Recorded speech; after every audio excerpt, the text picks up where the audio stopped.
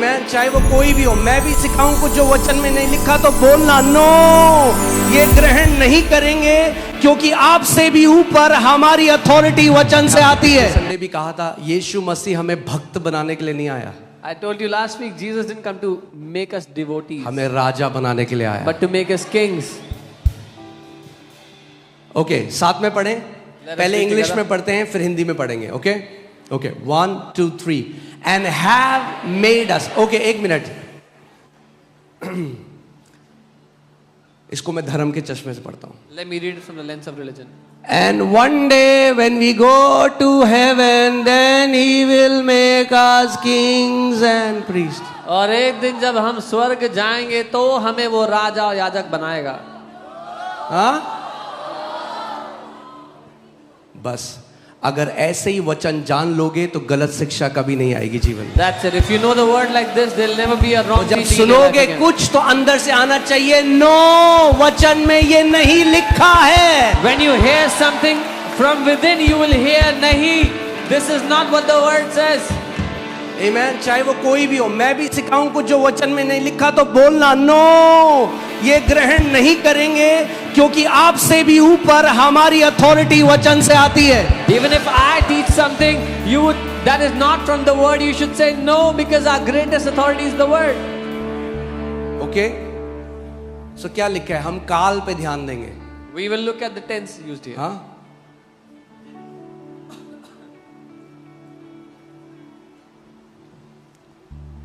and have made us, ये भूतकाल है, भविष्यकाल है।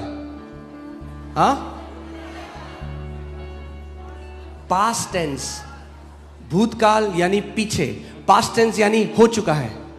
This is already done, already happened. Okay, यानी यीशु मसीह ने 2000 साल पहले क्रूस पे घोषणा करी, जितने गुलाम हैं मैंने सबको राजा बना दिया है। So Jesus made a proclamation, all those who are slaves, I have made them kings. अभी तक तुम गुलाम की तरह जी रहे थे शैतान के अंडर, अब मैं तुम्हें शक्ति दे रहा हूं कि तुम राजा की तरह उसका सर कुचलोगे मेरे अधिकार से। Till now you were living as slaves under the devil, but I'm giving you authority to crush his head like a king. Amen.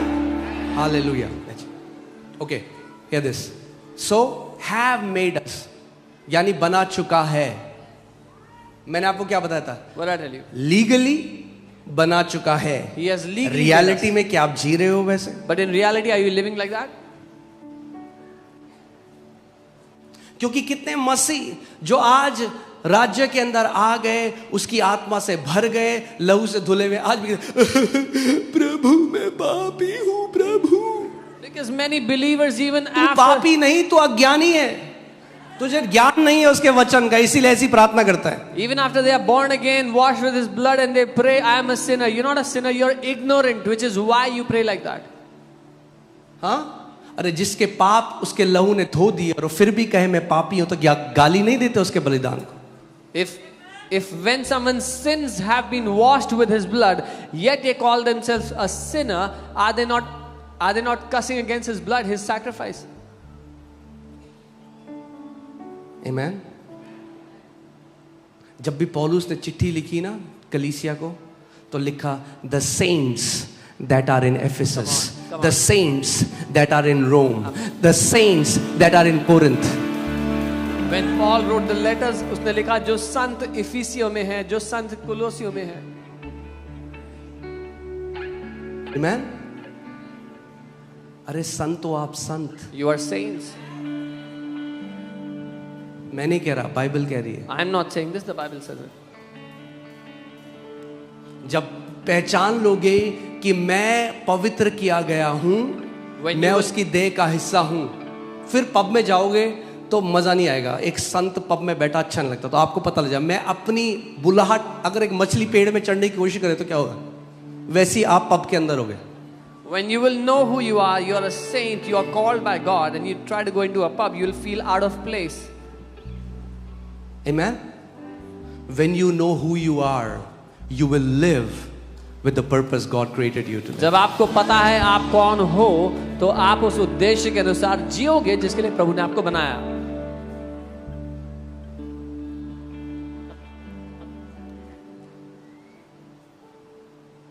मेरी मम्मी बताती है जब मैं छोटा था तो जैसे नहा धो के आया, साफ कपड़े पहने, हाँ, उसके बाद बच्चे खेल रहे होते थे ना तो बुलाते रहे आजा खेल, मैं कहता नहीं नहीं मुझे नहीं खेलना, मेरे कपड़े गंदे हो जाएंगे।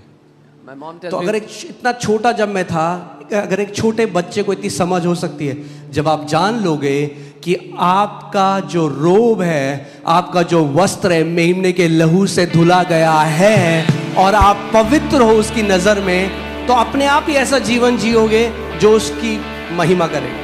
if a small child can be aware not to make his clothes dirty after taking a bath, how much more we should be aware because our robe is washed by the blood of the Lamb. Okay, मैंने क्या कहा था, मैं word में नहीं गया, आप चलते हैं। I told you I didn't go into the word. Let's go now. All right, okay. So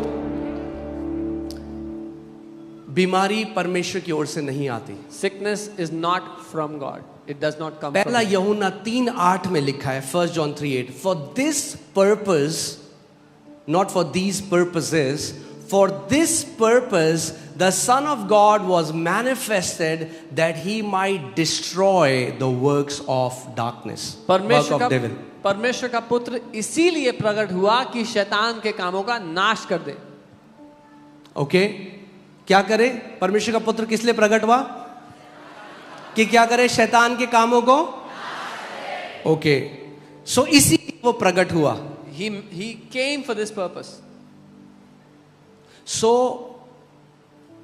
अब देखते हैं क्या जिस काम के लिए वो भेजा गया था, क्या उसने अपने काम को पूरा किया? Now let's see whether he fulfilled the purpose he was sent for. अगर वो इसीलिए आया कि शैतान के कामों को नाश करे, तो क्या यीशु मसीह की जो अर्थली मिनिस्ट्री थी, जब पृथ्वी में चला फिरा, क्या उसने शैतान के कामों को नाश किया? If this is the purpose why he came, that when he was ministering on the earth, did he destroy the works of the devil? Come on, मैं आपसे पूछ रहा हूं, क्या उसने नाश किया? I'm asking you, did he? कैसे नाश किया? How did he destroy?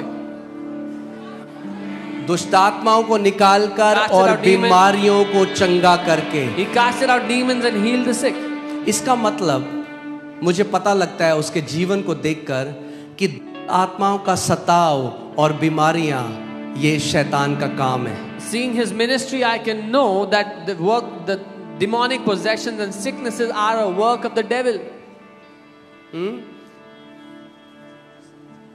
और यीशु मसीह थेरेपी करने के लिए नहीं आया। And Jesus did not come to do therapy. आज कितने मसीह हैं जो थेरेपी के लिए जाते हैं? Many believers today want to go for therapy therapy. करने के लिए नहीं आया, नाश करने के लिए आया शैतान के कामों को। He did not come to do a therapy, he came to destroy the works of the devil. शैतान के कामों को थेरेपी नहीं चाहिए, शैतान के काम नाश होते हैं परमेश्वर की सामर्थ के द्वारा। The works of the devil don't need a therapy, they are destroyed by the power of God.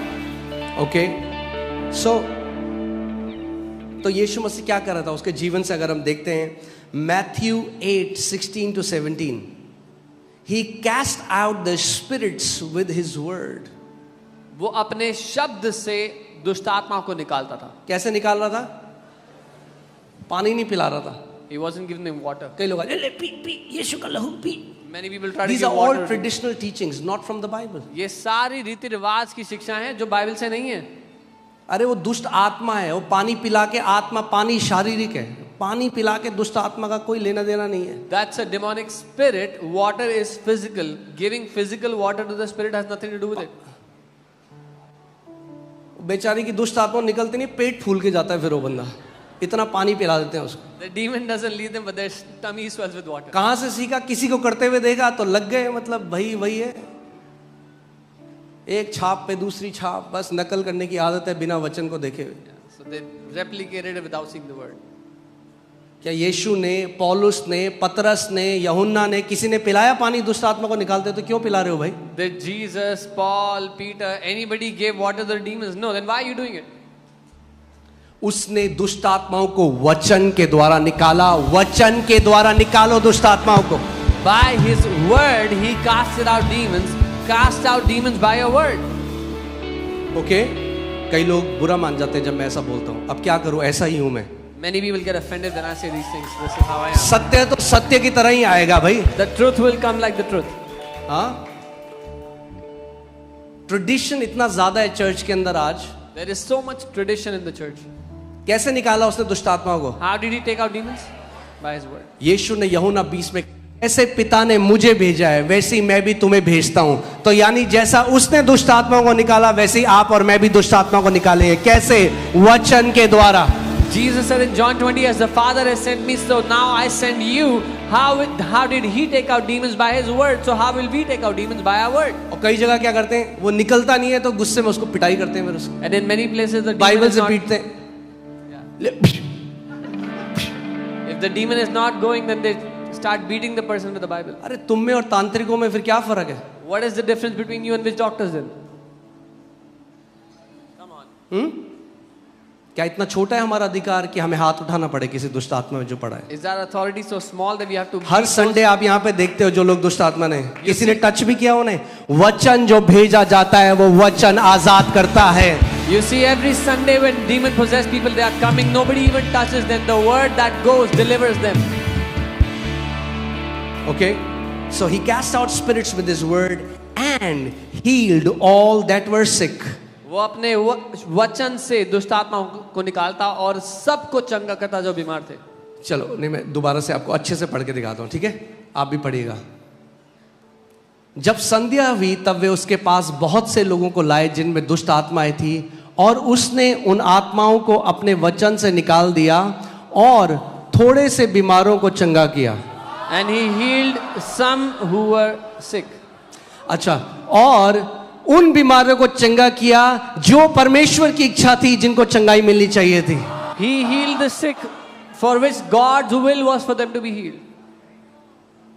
उन बीमारों को चंगा किया जो विश्वास योग्यता से दशवांश देते थे कलीसिया में। He healed those who gave tithe in the church faithfully. क्योंकि अगर दशवांश नहीं दिया तो परमेश्वर निकाल लेगा बीमारियों में। ये शिक्षा नरक की तरफ से है, उसके वचन की तरफ से नहीं है। This teaching is from hell. If you don't give a tithe, then God will take it out in hospitals. दशवांश हफ्ता नहीं है, ना है परमेश्वर माफिया है। Tithe अरे is, सड़ा हुआ है वो दशवांश, बदबू है उसमें और बास आती है। अगर डर के मारे देते हो उस दशवांश को तो मत दो, ज्यादा बढ़िया है। tithe is not hush money. It's unacceptable if you are giving it to him out of fear. अगर इस डर से देते हो कि नहीं दिया तो कुछ बुरा हो जाएगा तो भ्रष्ट है वो दशवांश। परमेश्वर नहीं ग्रहण करता ऐसा दशवांश। If you are afraid that something will go wrong if I don't give a tithe, then God will not accept that tithe. Bible कहती है वो विश्वास से प्रसन्न होने वाला परमेश्वर। Bible says he is pleased by faith.